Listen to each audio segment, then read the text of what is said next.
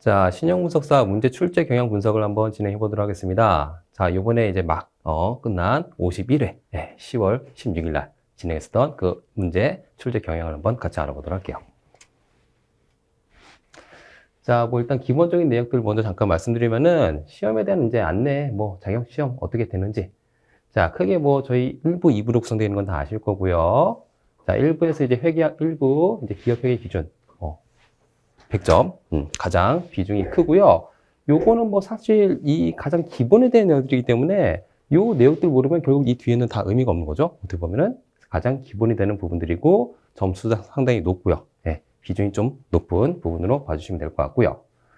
자, 그 다음에 이제 이 기업 결합 회계에 대한 부분들, 이게 이제 그 연결 쪽, 합병 쪽, 그 다음에 지분법에 해당되는 내용들인데, 요쪽 부분들을 좀 많이 어려워들 하시죠. 특히나 연결 같은 부분들은 이제 좀 힘들어 하시는 분들이 많이 계신데, 요번 시험을 쭉 봐보니까, 이쪽이 조금 난이도가 올라갔었어요. 네, 난이도가 요즘에 이제 시험 보시는 분들도 많아지시고, 회차가 쌓이다 보니까, 원래는 이쪽 부분이, 점수를 좀 따고 가야 되는 부분이었는데, 점수가, 난이도가 조금 올라간 것 같아요.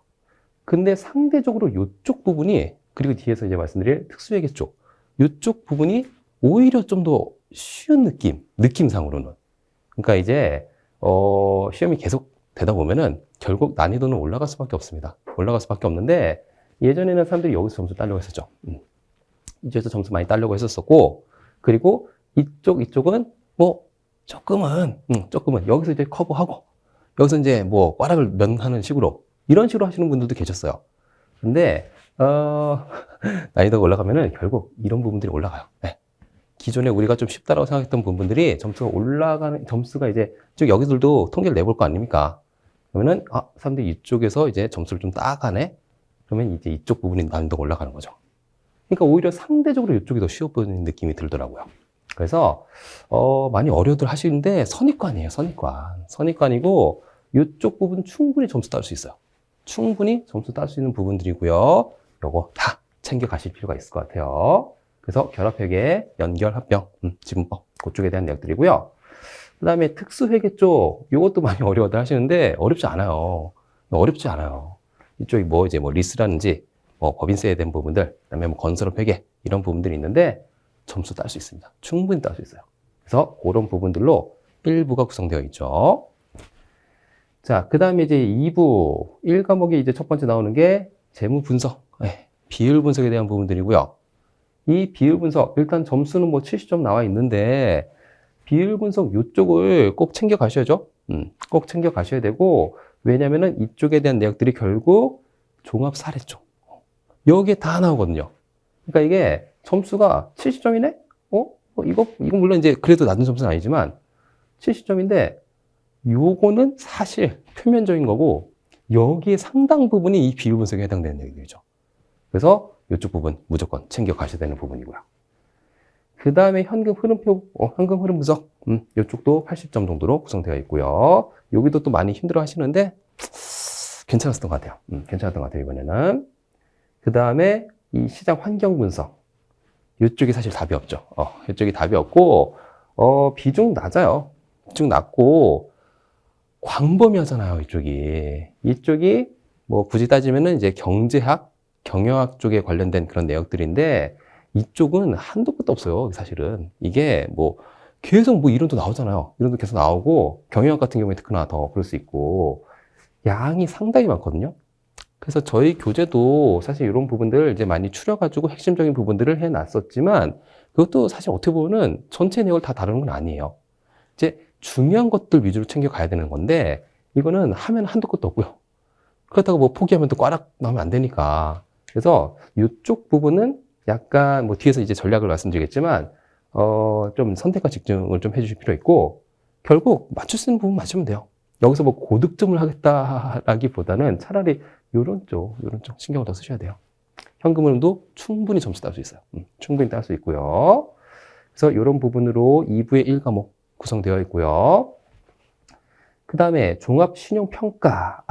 여기 왜 그런지 모르겠는데 사람들이 이쪽을 부담을 많이 가지세요. 이거 왜 부담스러워 하시는지 모르겠어요. 이쪽이요, 결국 우리 이 배웠던 내용들 전부 다 요약한 거잖아요. 이 배웠던 내용들을 그냥 하나의 큰 사례를 주면서 그냥 한번 쭉 정리하는 겁니다. 그래서 이쪽 제 생각으로는, 물론 이제 이건 뭐 저의 생각, 야, 너니까 그렇지 막 그런 얘기 하실 수 있는데, 여기서 점수 따야 돼요. 저는. 제가 볼 때는 충분히 딸 수 있어요, 여기. 그래서 이런 거 조금, 이건 비중을 낮추는 게 낫지 않을까. 오히려. 이건 그러니까 그러니까 이제 투입 대비 효익이 산출이 별로 안 나와요. 이쪽은. 안 나오고, 기본적인 부분만 좀 챙겨가야 되는 것 같고, 그렇게 해서 뭐 한 다음에, 여기서 점수 따면 되잖아요. 여기서. 충분히 딸 수 있어요. 딸 수 있어요. 이거 많이 힘들어 하시는데, 전혀 그럴 필요 없어요. 전혀 그럴 필요 없고, 이게 덩치가 크니까 왠지 그냥 무서운 느낌에 힘들어들 하시지만 괜찮습니다. 이거, 충분히 딸 수 있어요. 그래서 일단 뭐 뒤에서 또 이제 말씀드릴게요. 자, 그래서 뭐 기본적인 내용들 한번 말씀드려봤고요. 자, 이건 뭐, 기본적인 내용, 이거 뭐 이제 현재 추세. 사람들이 시험을 많이 보고 있다. 쫙 응시생들이 쫙 증가하고 있다. 이게 20년도, 21년도 이제 뭐 이런 추세로 가면 이제 10,000명 찍지 않을까. 그럴 수도 있을 것 같아요. 그래서 접수자 상당히 많이 늘어나고 있고요. 합격률이 그렇게 높지가 않죠. 네. 26%, 24%, 25%이 정도 시험인데 우린 여기 들어가야죠. 여기 들어가셔야 되는 거고 이게 사람이 늘어나니까 난이도가 조금씩은 올라가요. 조금씩 올라가고 있습니다. 그런 느낌이에요. 난이도가 좀 올라가고 있고, 그럼 어떻게 해야 된다? 빨리 합격해야 된다. 빨리. 그래서 요거 이제 쭉 시험을 이제 봐보시면 아시겠지만, 여러분들 보시면 안 되죠. 많이 보시면 안 되죠. 많이 보시면 안 되고, 이제 저희는 이제 쭉 이제 관리하니까 쭉 봐본 결과, 결국 난이도는 올라갈 수밖에 없어요. 난이도는 올라갈 수밖에 없고요. 올라가기 전에 빨리. 올라가는 건 어쩔 수 없다. 그건 그들이 나중에, 우리 후배들이 이제 뭐 고생하면 되는 거고, 우리는, 빨리 합격해서 이 바닥을 뜨자. 그렇게 말씀드릴게요. 합격률이 높지가 않죠. 높지가 않죠. 만만한 시험은 아닙니다. 만만한 시험은 아니에요. 자, 이제 세부 내용들 한번 볼게요. 자, 1부 먼저 보실 건데요. 기업 회계 기준에 대한 내역들, 뭐 쭉 나와 있는데, 가볍게만 말씀드릴게요. 시간 관계상 이제 가볍게 할게요. 자, 일단은 중소기업 특례. 요쪽. 요거 요즘에 계속 나와요. 계속 나오고 있어요. 계속 나오고 있고, 이게 뭐 많이는 아니더라도 한 문제 거의 나오는 것 같아요. 거의 나오는데, 이거 우리 교재에 있잖아요. 한 7, 8가지 이렇게 있잖아요. 그 내역들 쫙 보시면 돼요. 눈에 쫙 찍어가지고 쭉 보시면 되는데, 이거 무조건 이론밖에 나올 수가 없죠? 이론밖에 나올 수 없을 거예요, 이거는. 그래서 그 내역들 뭐가 있는지 쭉 보시면 되는데, 이게 제가 이제 난이도가 올라가고 있다라고 이게 느낀 이유가 뭐냐면은, 해당 항목을 모두 고르는 거, 모두. 그러니까 이런 거 있잖아요. 기역, 니은, 디귿, 리을 딱 주고, 맞는 거 모두 골라라. 기역. 2번, 기역, 니은. 3번, 니은, 디귿. 4번, 기역, 니은, 디귿, 리을. 뭐 이렇게. 이러면 이걸 다 알아야 되잖아요. 네. 그러니까 하나도 놓치면 안 되잖아요, 그게. 그래서 그런 것 때문에 난이도가 올라가요. 난이도가 그래서 올라가는 것 같습니다. 그래서 뭐, 근데 이런 건 뭐 충분히 가져갈 수 있죠. 모두 고르는 거 뭐, 내역들, 우리 교재 다 있으니까. 충분히 하실 수 있어요. 그 다음에 뭐, 또 맨날 나오는 거죠. 맨날 나오는 거. 재무 정보의 질적 특성에 대한 거. 네. 질적 특성 해가지고, 뭐, 큰 양대 산맥 있죠. 목적 적합성, 신뢰성, 하위 속성들 쭉 다 있는데, 이거 우리 교재 다 있죠? 다 있고, 요쪽 무조건 나와요. 여기 무조건 나오는 쪽입니다. 무조건 나오는 쪽이고, 이번에는 이 신뢰성의 하위 속성, 네, 요쪽이 이제 나왔었죠. 이런 거는 뭐, 교재에 있으니까 챙겨서 가시면 될 것 같고요. 그 다음에 수정을 요하는 보고기간 후 사건, 그러니까 결산일 그 이후에 나오는 이 사건들에 대해서 이거를 반영할 건지 말 건지, 수정할 건지 말 건지, 이런 거에 대한 내용들, 이런 것도 나왔었고요. 자, 그 다음에 재고자산 쪽, 이제 주요 자산이죠.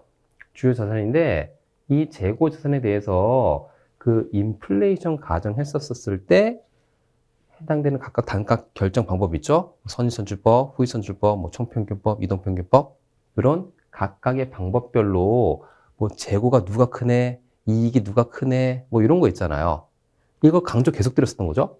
예, 계속 강조 드렸었던 그런 내역들. 그래서 요것도 역시나 나왔어요. 역시나 나왔었고, 이런 것들도 기본적인 내역들 아시면은 다 가져가실 수 있는 거죠. 이런 것들 요즘 좀 계속 나오고 있어요. 자, 그 다음에 매출채권 담보 차입 거래를 양도 처리한 경우에 수정분계. 요게, 요번에 제가 조금 이제 느꼈던 건데, 일단 매출채권 쪽, 내가 매출채권이 있는데 이거를 금융기관에 이제 판 거죠. 양도를 했는데 그 양도 요건들이 있잖아요. 양도 요건. 그 요건을 다 만족시키면은 실제 양도. 그러니까 내가 채권을 팔고 대금 받고 그렇게 처리가 되면 되는데 양도 요건을 만족 못 시키는 경우에 담보 차입 거래로 가는 거. 네. 근데 이번 문제가 좀 특성이 뭐였냐면은 이게 회사가 요게 담보 차입 거래로 가야 되는 건데 양도한 것처럼 처리를 한 거예요. 그런데 물어본 게 뭐였냐면 수정분계를 물어봤어요. 수정분계를 물어보다 보면은 이제 사람들이 이제 이게 원래 어떻게 하는 게 맞는 건지도 아셔야 되고, 그 다음에 회사가 한 처리, 그게 이제 분계로 나와 있죠, 문제. 그럼 이제 이거를 바꿔주는 거까지 이제 하셔야 되기 때문에 이런 것들 좀 생소하지 않으셨을까? 네. 조금은 이제 당황하셨던 분들이 계실 수 있을 것 같아요. 그런 문제도 이제 물어보고 있다. 자, 그 다음에 이제 자본 변동표 구성 내역들. 자본 변동표를 물어봤어요, 이번에. 그 재무제표 중에서 자본 변동표의 내역들. 어려운 내역들은 아니었어요. 어려운 내역은 아닌데, 자본 변동표에 대한 내역들, 저희가 자본 변동표를 쭉 자세하게 말씀드리진 않지만, 결국 자본이라는 부분을 말씀을 드리잖아요. 그 자본이라는 부분이 있고, 그 자본에서 어떤 요소들이 있는지, 그런 자본의 변화 내역들을 보여주는 거기 때문에 충분히 맞출 수 있긴 한데, 조금 이제 잘 안 나오는 그 자본 변동표 자체가 잘 안 나오니까. 근데 이건 자본 변동표를 물어보는 문제라기보다는 자본 물어보는 문제예요, 자본. 자본의 내역들만 아시면은 뭐 다 알 수 있는 내역들. 그래서 그런 내역들이 나왔었고요. 그 다음에 뭐 마찬가지로 자본의 구성 내역들. 근데 자본 조정에 대한 내역들을 물어봤어요. 자본 조정. 그러니까 자본의 구성 항목들 있잖아요. 그 중에서 자본 조정에 해당되는 내역들. 이것도 모두 고르는 걸로 아마 나왔어요. 모두 고르는 거. 그러니까 기억, 니은 해가지고, 기억, 니은, 디귿, 리을 해가지고 모두 고르는 거. 사실은 이건 주는 문제였어요. 사실 주는 문제. 그 다음에 발생주의 회계에 대한 부분들, 이제 회계 이론에 대한 내역들에서 발생주의에 대한 걸로 이제 미수수익, 미지급 비용, 뭐 선수수익, 선급 비용 같은 것들 나오는 거 있었었죠. 이런 것들 발생주의 회계 처리에 해당되는 내역들이었다는 거. 그 다음에 이제 유형자산에 대한 내역들이 나오는데요. 이 유형자산에 대해서 유형자산 교환거래, 교환거래할 때 취득 원가를 물어보는 문제. 그리고 또 나온 게 그 유형자산에서 저희 맨날 강조했던 건데, 내가 땅이랑 건물을 산 다음에 그거 건물 헐고 내가 거기다 신축 건물 뭐 지을 거야. 아니면은 내가 원래 있는 내 땅에다가 내 건물이 있었는데 이 건물 헐어가지고 여기다가 다시 신축 건물 새로 지을 거야. 이때 뭐 건물의 취득가액 얼마인지, 뭐 토지의 취득가액 얼마인지 뭐 이런 거 있었잖아요. 그거 나왔어요. 역시나. 그러니까 저희 맨날 강조드리는 거 나온다니까요. 네, 나와요. 그런 거 챙겨가셔야 돼요.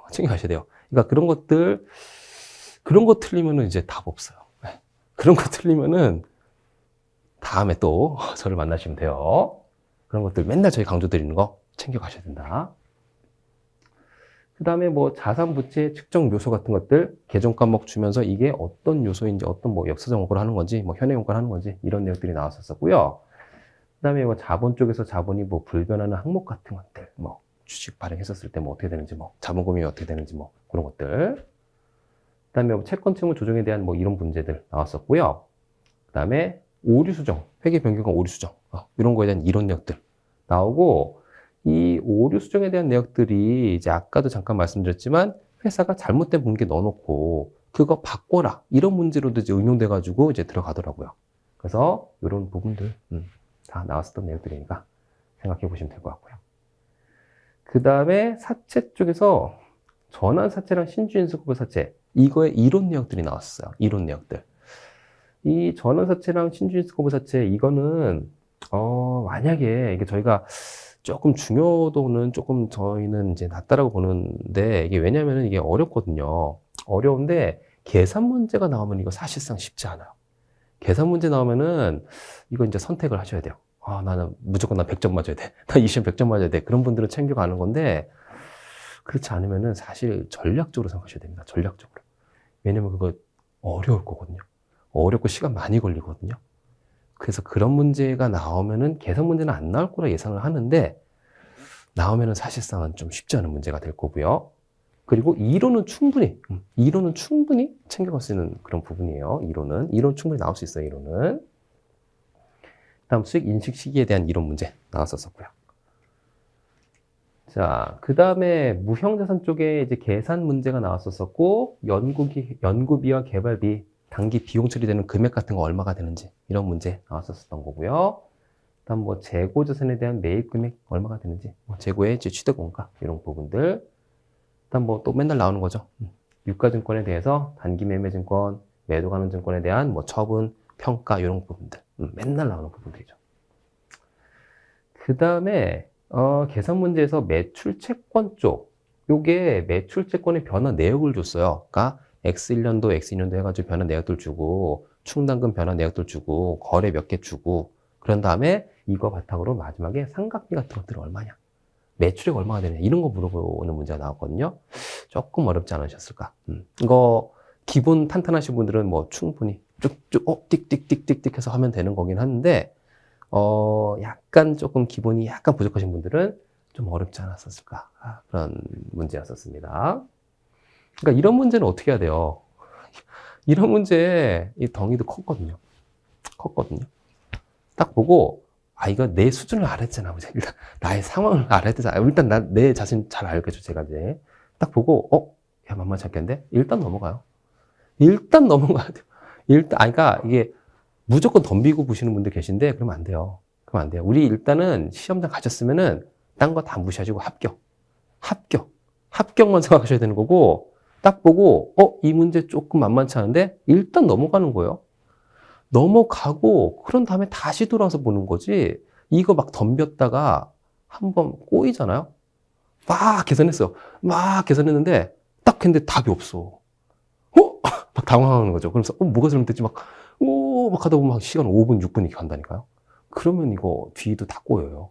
그러니까 딱 보시고, 이거 좀 만만치 않다.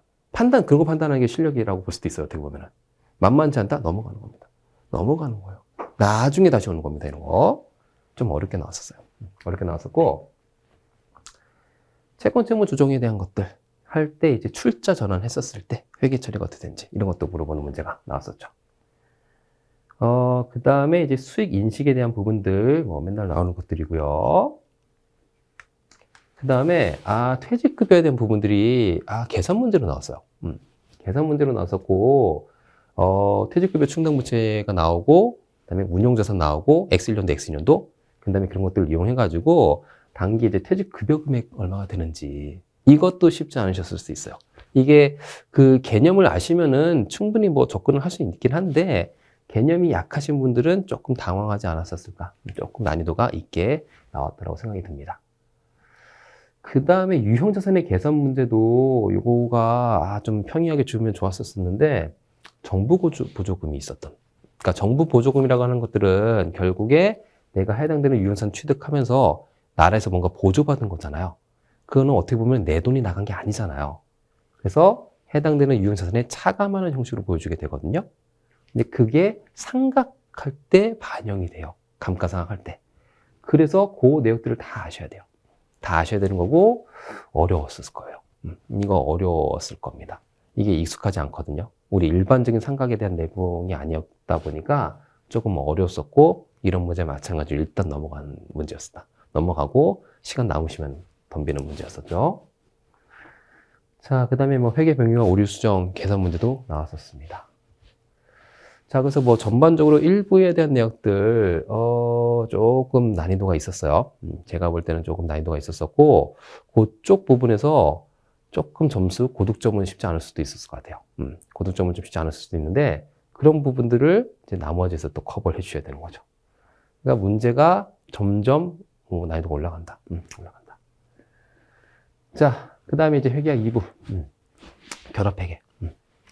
합병, 연결, 결합, 그쪽인데요. 일단 지분 쪽 이론과 계산 쪽 다 나왔었고, 지분법 쪽이 조금 나왔어요. 지분법 쪽 문제가 좀 더 나왔었고, 합병 쪽은 조금 적게 나왔었던 것 같아요. 평소에 비해서.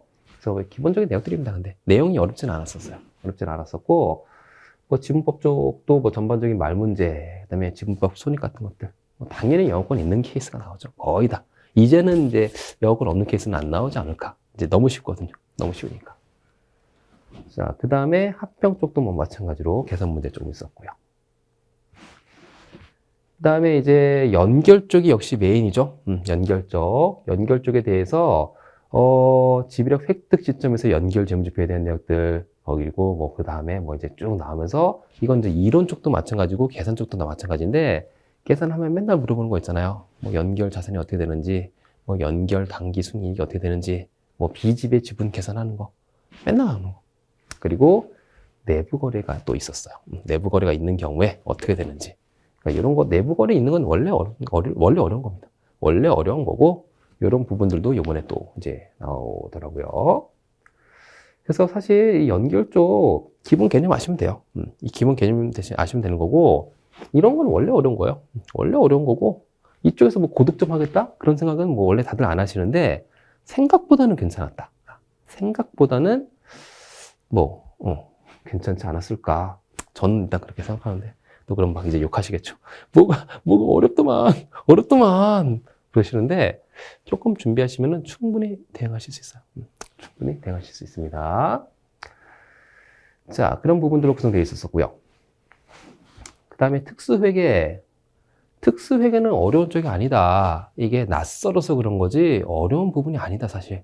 그리고, 이쪽도 뭐 점수는 충분히 딸 수 있지 않았을까 준비하신 분들은 그렇게 생각합니다. 자, 그래서 리스 쪽에 대해서 리스 뭐 이론 쪽에 뭐 맨날 나오는 거죠. 운용 리스, 금융 리스 구분하는 거 맨날 나오는 거. 그리고 뭐 특이하게 염가 갱신 선택권이라는 용어가 나왔어요. 그러니까 우리가 저거는 많이 아시죠? 염가 매수 선택권. 그거 이제 내가 리스 기간 끝나갈 때 그때 내가 소액 적은 금액만 주면은 그 해당되는 자산 취득하는 거. 염가 매수 선택권인데 이번에는 염가 갱신 선택권이라는 게 나왔어요. 염가 갱신 선택권. 이제 이거는 별거 아니에요. 그러니까 리스 기간 끝났었을 때 염가로 다시 그 리스를 다시 갱신하는 거. 그런 내용들이 나왔었습니다. 그리고 최소 리스로 뭐 맨날 나올 수 있는 거. 그다음 뭐 계산 문제도 나왔었고요. 그다음에 외화 환산 쪽과 이제 환율 변동 효과 이런 쪽이 이제 맨날 나오는 화폐성 비화폐성 현행 환율법 그리고 그런 거에 대한 이론 내역들과 계산 내역들 뭐 다 나왔죠.